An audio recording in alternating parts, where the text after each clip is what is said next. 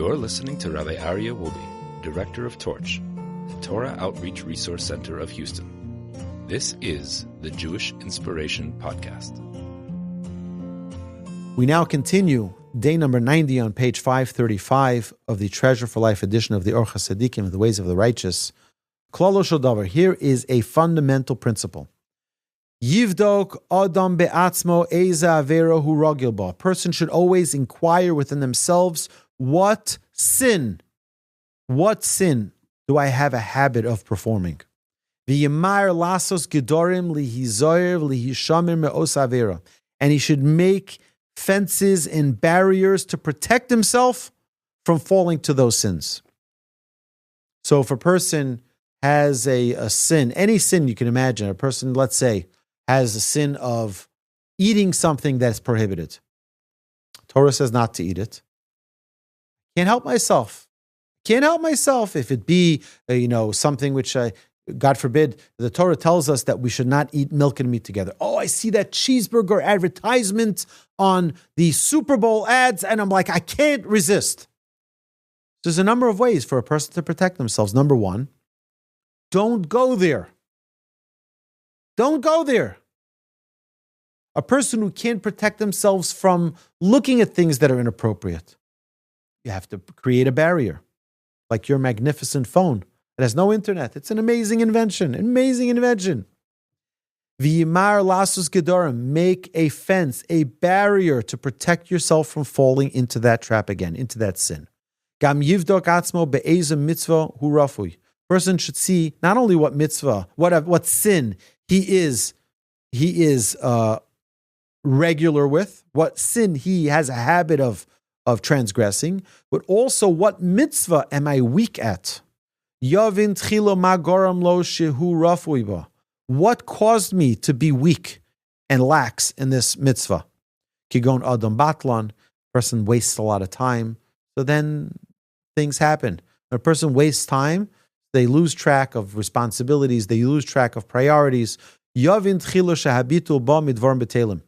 You should realize that an idle man must understand at the outset that idleness comes from idle activities, and that one who habituates himself to idle activities neglects Torah, neglects prayer, and all that's good.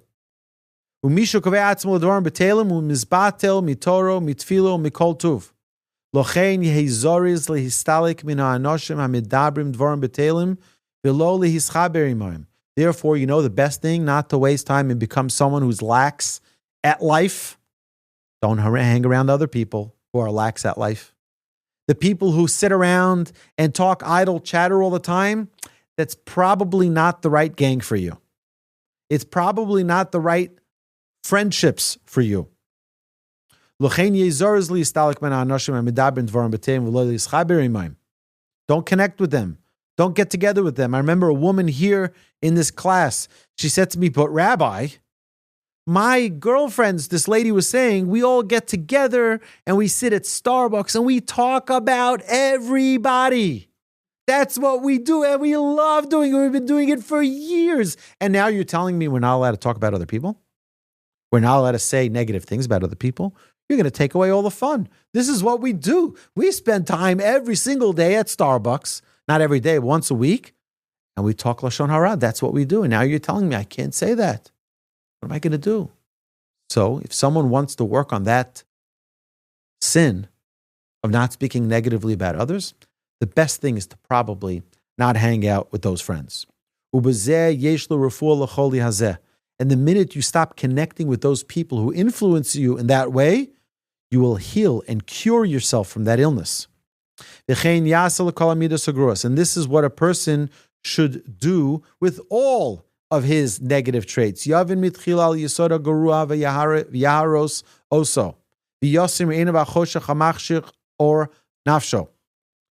has to know what is causing this downfall in my life.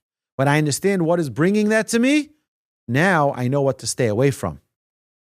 So if a person knows, and I know somebody who's asked me to do this, he says, there's an app on my phone that I am addicted to. Person called me up. I want you to lock it. I want you to put a password, parental control on my phone and lock it so that I don't have access to it. He said he was spending too much time on YouTube. He says, sometimes I can find myself 3 hours later scrolling short after short, video after video. He says, can you do me a favor? Can you lock it up for me? If I need it for emergency, I'll come to you and have it unlocked. He says, I have no choice. It's like this temptation that he has on his hand. It's not necessarily just watching something inappropriate. It's just wasting time. He says, my time is so valuable. But it's so amazing that someone had that thought. The only way to protect myself is to take it away from myself. Now, for those who are going to say, and I heard this argument way too many times. People say, well, why can you just be mature and keep it away? Right? Just don't turn it on. Just have self-control. Yeah, 98% of the world is people who are claiming they have self-control and have none. Because Facebook and YouTube and TikTok wouldn't be in business with billions and billions of daily users if everyone had self-control.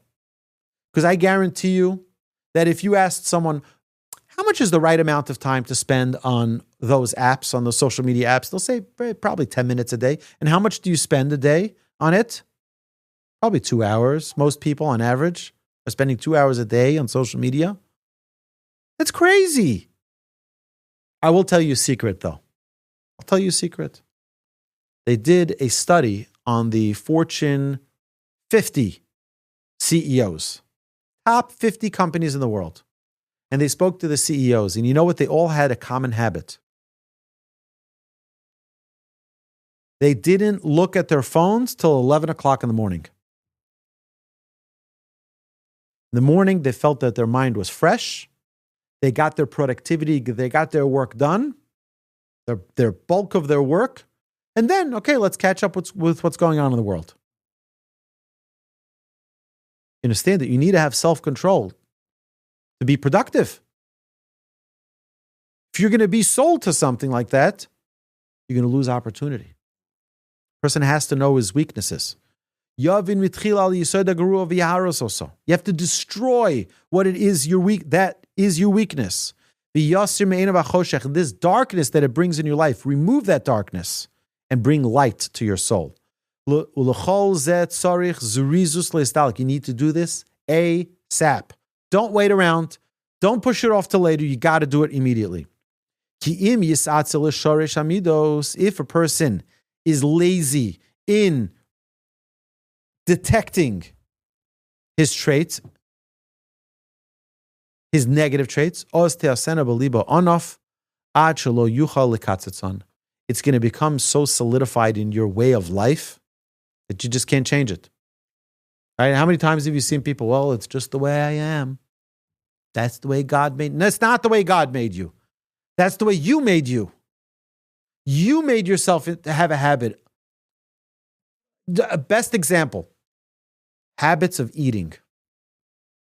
Had someone who told me just today, this individual told me, he says, this person that I know is hundreds of pounds overweight. And they're diabetic. And they keep on saying, what can I do? What can I do? That's just the way I am. And this person who told me the story said that he said to that person who was a family member of his, he said, you can change the way you eat. You can eat healthier foods. You can eat in a limited amount. But all day, eating. It's not healthy. Who doesn't know that there's a right way to eat and there's a wrong way to eat? Everybody knows that. Today, in a world that's so conscientious about diet, healthy foods, healthy habits. My watch, if I sit for more than 20 minutes, it starts beeping. Well, it's time to start doing some exercise, time to stretch, time to get moving. All the watches do that. Everybody knows that. Don't be sedentary. Don't be sitting around. Everybody knows that. But we're lazy and we don't push ourselves to do it right now. Get up and walk around the block. Jog around the block like this young man did. He walked, 25 miles to get here. He wants to get into shape. He walked all the way from the Galleria to class to get here. because he wants to be in shape. He wants to live a long life, a long, happy, beautiful life. Good for you. Good for you. Because if you don't uproot it, it's going to become a root that is embedded into your life that's going to be very hard to uproot at a later time. Also, to seek out peace. You got to pursue it. Run after it. Be like Aaron. Aaron didn't just say, you know what, I really love peace. It's a nice thing. No. He was a rodev shalom. He ran. He pursued peace. Most people will say, listen, it's not my fight. I'm staying out of it. Not Aaron. Aaron said, this is my fight. I want peace. And I'm not going to let up till there's peace. And a person should be eager. You know what it means to be eager in the will of Hashem, in learning Torah, in asking knowledge of Hashem? You don't let up. You don't let up. You ask and you ask and you ask and you ask and you don't stop. You know, there's a famous story in the Talmud of one of the great sages who taught his student what they were learning 400 times. And he didn't understand it. So he taught it to him another 400 times. So we're all impressed because we see such a story. That's a great teacher. You never stop giving up. But imagine how impressed we need to be of the student. That he wanted to learn it even after 400 times of not understanding it. Explain it to me again. I don't get it. I don't understand it. Right? No, explain it to me again. That takes a desire too. And he didn't stop having a desire. That's the way we all need to be. As the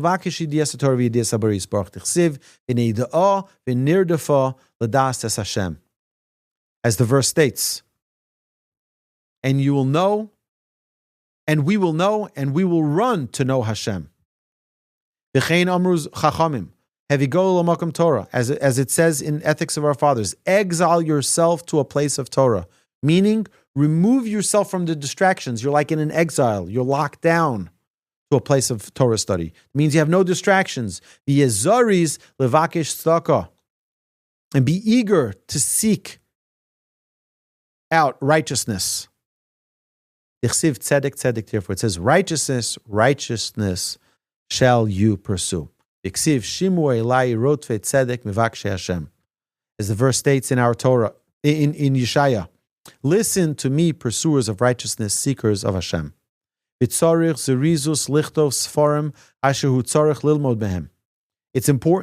that for the books that you must study from, write those books, print those books, purchase those books.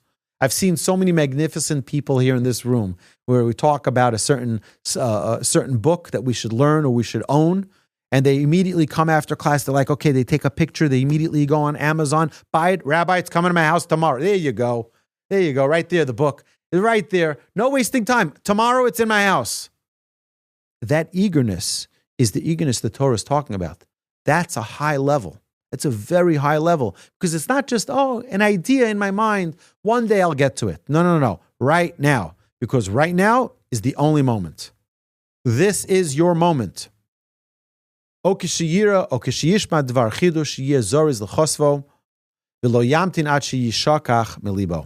hear an idea, a concept, wow, brilliant idea, don't say, you know what, later I'll have time, I'll write it down, I'll remember it. No, you're not going to remember it later. Now is the only moment you exist in. Now.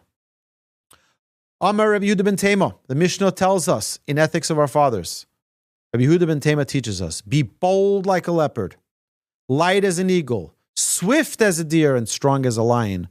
For what? To do the will of your Father in heaven. Kal kanesher, rotz katzvi, gibokari, lasis tzanavicha, shabashamayim, az kanamer. Lasis tzanavicha shabashamayim. Re'ei eich hizhiru chachamim, lasos atzmo kal v'gibor, lasos hamitzvos. Look how our sages instructed us to be light and strong to do the mitzvahs. V'chein Amar David, King David tells us in Psalms, Chashti v'lo Ismahamasi. Lishmor mitzvosecha. I was quick and I did not delay to keep your mitzvos. Meaning, time is of essence. Now is the only moment you have. V'chein dorshu Rabbeinu Zechron Lavrocha. Ushmartem es mitzvos. Ushmartem es matzos. And you shall, do not read it matzos, but rather mitzvos. You shall watch the matzos, it says. The matzos were done very quickly, 18 minutes. They didn't even have time for it to rise. Our sages say, don't read it matzos, but rather add a vav. It's mitzvos. Mitzvos. If a mitzvah presents itself, do not allow it to go stale, but do it immediately. Im tava mitzvah liyadcha al tachmitzena. Ela aseh osa miyad. Do it immediately. V'tzorach me'od kalos uzurizus ugvura lihilachem. So, what we're saying here is in order to fulfill the Torah, the mitzvos, the closeness to Hashem, to get to the levels that we want to attain in life, we need to do them immediately. And my dear friends, this concludes day number 90. You've been listening to Rabbi Aryeh Wolbe on a podcast produced by Torch, the Torah Outreach Resource Center of Houston. Please help sponsor an episode so we can continue to produce more quality Jewish content for our listeners around the globe. Please visit torchweb.org to donate and partner with us on this incredible endeavor.